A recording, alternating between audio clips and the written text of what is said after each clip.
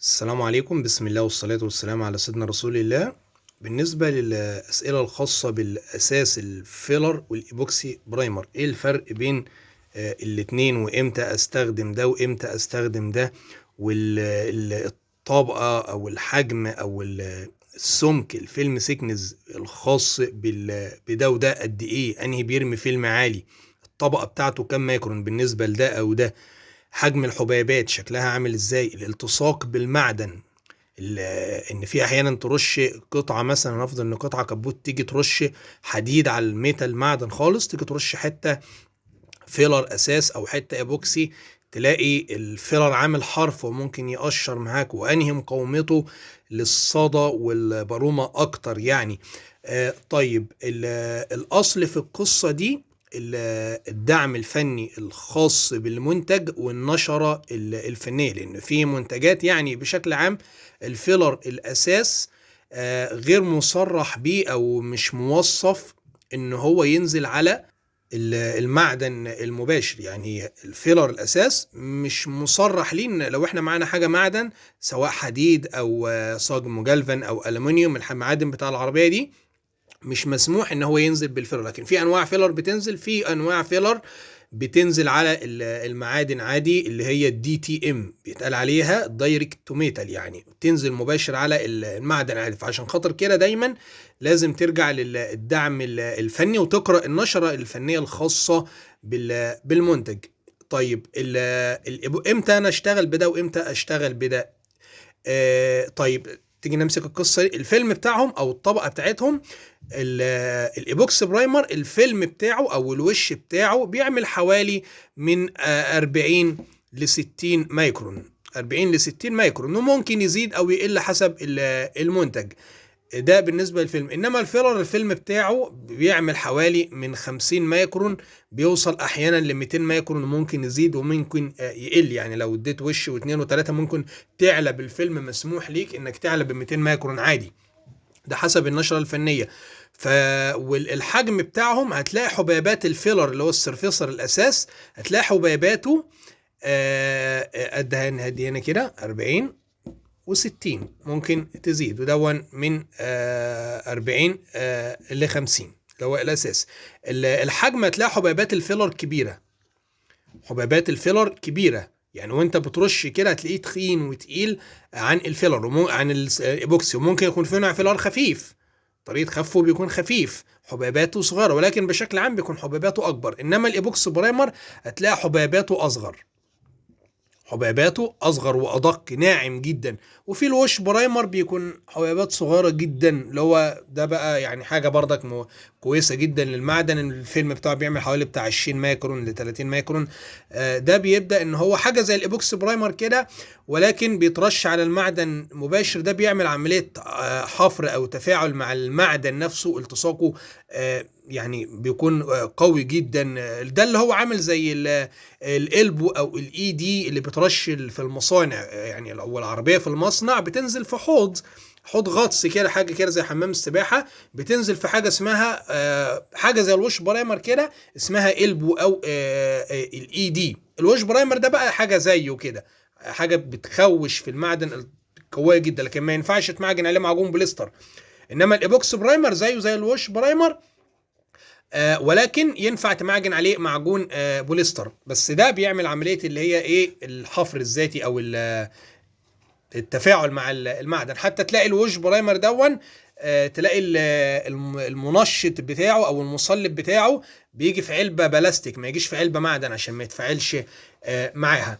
وبالنسبه للحجم الفيلر والايبوكسي، لو انت جبت كبوت معدن مثلا حديد ورشيت في نصه حته فيلر، حته صغيره فيلر هو على الحديد، واللي هنا حته ايبوكسي برايمر، وصنفرت الاثنين، لو جيت تمشي ايدك على حرف الفيلر هتلاقي عامل حرف، عامل قشره كده ممكن تتقشر معاك. انما الايبوكسي هتلاقي حرفه ناعم، مفيش حرف.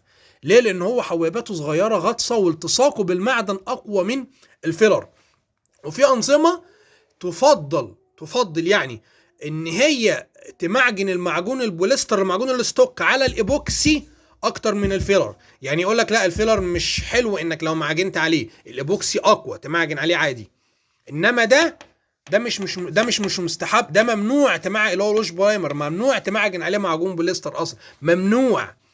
انما ده ممكن، لكن ده مستحب. ده يقول لك لا ده معجن على ده، الافضل حاجه معجون تنزل على المعدن بالايبوكسي، بعد كده تصنفر ايبوكسي وتطبق فوق منه المعجون. فده بالنسبه تلاقي الحجم، حتى تلاقي الحته دي ايه ما بتقشرش وناعمه، انما ده تلاقي مهما تصنفر فيها ليه، لان الحبيبات في الاصل كبيره، فتلاقي حرف الالتصاق بالمعدن وحرف الدهان اللي هي النقطه لسه هنا حرف الدهان دي، تلاقي الحرف هنا اعلى من هنا. الالتصاق بالمعدن الايبوكسي برايمر التصاقه بالمعدن اقوى، سواء او مانع للصدى والبرومه، يعني مقاومته للصدى والبرومه الايبوكسي برايمر مقاوم للصدى طب الفيلر غير جيد للمعدن وغير جيد للصدى والبرومه الا اذا كان فيلر موصف ليه ان هو ينزل على المعدن، لكن بشكل عام الايبوكسي برايمر. فانت لو معاك شويه ايبوكسي برايمر لازم يكون معاك ايبوكسي برايمر كده في الورشه او في المكان اللي شغال فيه. جالك اي عربيه ايا كانت، معدن، المونيا، صاج جالفين، اي معدن، وانت ما معكش المعجون اللي بينزل عليها، يعني هتصنفرها وتديها شويه ايبوكسي وتنزل باي معجونه، مش شرط معجونه بتاعت المونيا او معجونه بتاع صاج جالفين، شويه الايبوكسي يعزلوا لك المعدن. انت بالفيلر لا، الفيلر ما ينفعش على الالمونيا الا اذا كان فيلر دي تي ام مباشر للمعادن. فيعني طب الفيلر ممكن الايبوكسي ممكن يشتغل كفيلر، ممكن يقوم بدوره ممكن، لكن بشرط انك ترجع لايه، للدعم الفني بتاعك، تنزل بالايبوكسي برايمر بتاعك. طب شويه اسئله تانية ممكن نحطها برضك كده واحنا بنتكلم، يعني مثلا ايه لو احنا معانا جزء حديد اهوت وفي خبطات، وانا جبت المونيا او صاج مجلفن، وجبت المعجونه بتاعت الصاج المجلفن ومعجنته، وبعد ما صنفرت في حتت كشفت صاج وانا بمعجن، ارش فيلر على طول، يعني الحتت الصاج دي اديها شويه ايبوكسي، لو هي حتت كده صغيره اديها شويه ايبوكسي برايمر على قدها، بعد كده ارجع رش فوق المعجون فيلر. المعجون بيملأ الفيلر بيملأ اماكن المعجون، لو في نقرات صغيره في المعجون بيملاها، يعني لو في تنفيس مش عارف ايه، المعجون ملو اعلى، الملو بتاعه حتى الفيلم بتاعه قلنا بيوصل ل 200 مايكرون، الملو بتاعه يعني بيملى، لو في اي حتى ممكن يكون معاك ايه رعشه خفيفه كده، او ممكن دورنات تعمل بيه سوك، كمان احيانا بنعمل بيه سوك، يعني انت ممكن يكون فيه رعشه كده او موجه خفيفه كده هون في المعجون مع الصاج ومش عارف ايه، خفيفه مش بنقول يعني مطبات، المعجون بينزل على المعجون والفيلر بينزل على المعجون والصاج، وكل ده بعد عمليه الصنفره تبلط كل ده، الفيلر ينشف تمام، كل ده تبلط تلاقي الامور اتظبطت معاك، لان الصاج والمعجون بتلاقي ملمسهم غير بعض، هو بقى بينزل على اتنين يتصنفر بقى 100 100 ليه، بسهل الصنفره، انما الايبوكسي اشد نسبيا بحاجه بسيطه من الفيلر. ممكن بعد انت ما صنفرت، بعد ما صنفرت المعجون بتاعك وكلام من ده، ممكن تنزل بوش ايبوكسي برايمر، ليه الايبوكسي او وش برايمر تنزل على المعجون وش كده خفيف، وبعد كده تنزل بعد نص ساعة او 40 دقيقة حسب النشرة الفنية للمنتج والدعم الفني بتاعك، تنزل بالفيلر. ليه الايبوكسي او الوش برايمر حبيباتهم دقيقة وصغيرة جدا، وبيكون في نتوءات او حاجات تنفيس في المعجون صغير، النتوءات والحاجات دي حبيبات الفيلر كبيرة عليها ما بتعرفش تنزل جواها، او لو نزلت مع الوقت بتبدا انها تتمدد فيها ويظهر مشاكل، بعد كده تلاقي في ايه رعشه خفيفه كده في الورنيش مش عارف في ايه في الدهان مص، ده ليه المعجون بدا الدهانات تهبط فيه نصها. انما لما بتنزل في النتوءات الصغيره دي، ليه حبيبات الفيلر اهي، بص هنا في حبات الفيلر كبيره ما عرفتش تنزل جواها، واهو انت شايف الفيلر على الوش بيلمع، بس في حاجات تنافيس صغيره.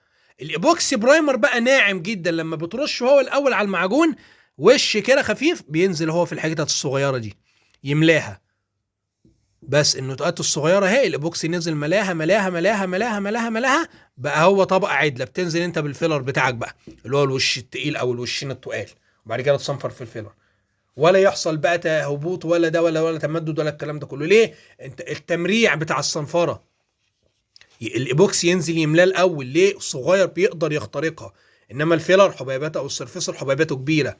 يعني الحاجات دي ترجع طبعا للدعم الفني والنشره الفنيه الاول الخاص بيها يعني. شاء الله كده الفيديو يا رب يكون سهل ومفيد. اللي عنده اي اضافه يسيبها لاخواته في التعليقات. بالتالي كده الحمد لله الامور تمام. طب ممكن انزل بوش برايمر على المعدن بعد كده فيلر؟ ممكن عادي، بس استنى الفلاش تايم. انزل وش ايبوكسي بعد كده فيلر، استنى.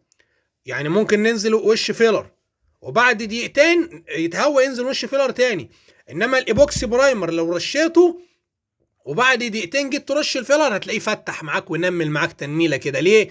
لان مصلب الايبوكسي برايمر يختلف عن مصلب الفيلر، هتلاقيهم قطعوا، هتلاقيه عمل لك تنميل، فلازم تستنى تقريبا نص ساعه او حسب ما مكتوب في النشره الفنيه، ولكن هو الغالب بيكون نص ساعه كده ترشه وبعد كده بدون صنفره. يعني انت بترش الايبوكسي بعد نص ساعه او ربع ساعه او تلت ساعه تنزل الفيلر، بتستنى فتره يا دوبك ايه يشمع بس يشد، وبعد كده تنزل الفيلر ما يقطعش معاك او حاجه. بس تستنى شويه. انما الفيلر لان هو فيلر على فيلر، انما لو جبت شويه مصلب فيلر على شويه مصلب ايبوكسي ورجيتهم هتلاقيهم قطعوا. فعشان خاطر كده بنقول ايه تستنى نص ساعه. طب الكلام ده على اساس نشرات فنيه ودعم فني، لكن دايما لازم نوجهك للنشرات الفنيه والدعم الفني بتاعك. يعني عادي جدا كسيستم ده سيارات الكلام دون احنا بنتكلمه كسيستم، مش كلام عن تجارب او حاجه. لا، انت انزل بالوش برايمر وبعد كده الفيلر، بس بعدها بشويه انزل بالايبوكسي بعدها بشويه، مش زيها على طول، لان مصلب ده يختلف عن مصلب ده. يعني مثلا على سبيل المثال لو انا معايا باب صاج جديد معدن وعايز ارشه دهان نهائي لون اسود اكريليك مثلا، لو جبنا الفيلر السلفسر الاكريليك بتاعنا وشغلناه طري على طري، فيلر دي تي ام دايركت ميتال ينزل على المعدن على الباب الجديد وهو صاج مش هو واخد القلب، وهنرشه الفيلر وبعد 10 دقايق هنرش اللون الاكريليك. ده المصلب بتاع ده هو المصلب بتاع ده. فانت لو رشيت بعد 5 دقايق او لو رشيته وهو طري مش هيقطع، هو ممكن يسيل ممكن يعمل، لكن الاتنين هيندمجوا مع بعض ويحصل التصاق. ليه؟ المصلب واحد اكريليك، الاتنين 2K اكريليك. انما لو شلنا ده وشلنا ده ورشينا هنا الايبوكسي برايمر، الايبوكسي برايمر قلنا بينزل على الصاج على الباب الجديد مباشر، وجينا بعد 10 دقايق او 5 دقايق او في ساعتها رشينا اللون الاكريليك الاسود، يقطع، هتلاقيه فتح ونمل والاتنين ما اتفقوش مع بعض. ليه؟ لان ده مصلبه التوكي بتاعه المصلب بتاعه مختلف عن ده اكريليك وده ماده تانية يقطع. فلازم تستنى تقريبا تلت ساعه او نص ساعه حسب الدعم الفني والنشره الفنيه بتاعتك ودرجه الحراره. بعد كده ترش الدهان النهائي بتاعك بدون صنفره، نان ساندنج. ده بيشتغل فيلر ويت اون ويت طري على طري، وبترش اللون بدون ما تصنفر. اللي حابب يشوف الكلام ده عامل هتلاقي عندكم على القناه. وده بيترش على ده ويت اون ويت طري على طري على الايبوكسي، بس بتطول الفتره ما بينهم. مفهومه كده يا رجاله؟ يا رب يكون الفيديو سهل ومفيد. اللي عنده اي اضافه اي استفسار يسيب لي اخواته في التعليقات. ما تنسوناش في دعوه حلوه تدعو لامواتكم وامواتنا وجميع اموات المسلمين. تراجع دايما الدعم الفني بتاعك والنشره الفنيه. المنتجات تختلف عن بعضها ولكن ده بشكل عام. والسلام عليكم ورحمه الله وبركاته.